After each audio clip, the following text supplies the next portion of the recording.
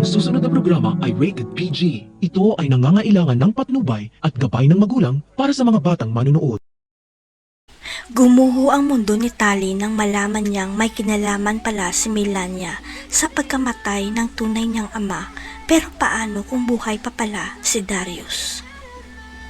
Hindi lubos sa kalain ni Tali na matagal na pala siyang niloloko ni Melania dahil siya pala ang totoong pumatay sa tatay niya at hindi si Chris na pinagbibintangan niya noon.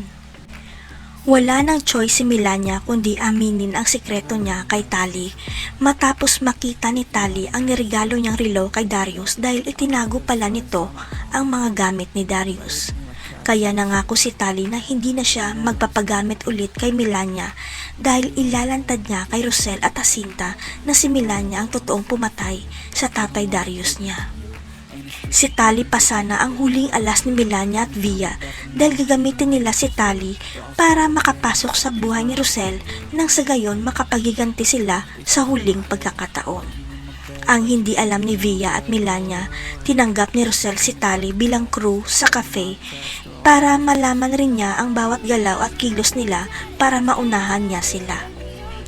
Magsusumbong na sana si Tali kay Rosel at Jacinta nang biglang magpakita si Chito sa kanya at biglang tumigil ang mundo niya nang makita niya ang kasama nito.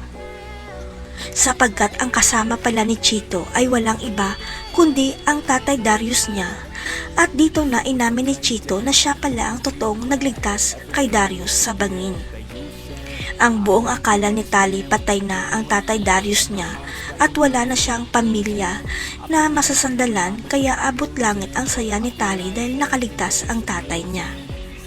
Pero ang mas ikinagulat ni Tali ay nang sabihin sa kanya ni Chito na kapatid pala siya ni Darius at Jacinta dahil iisa ang kanilang ama kaya niya tinulungan si Darius.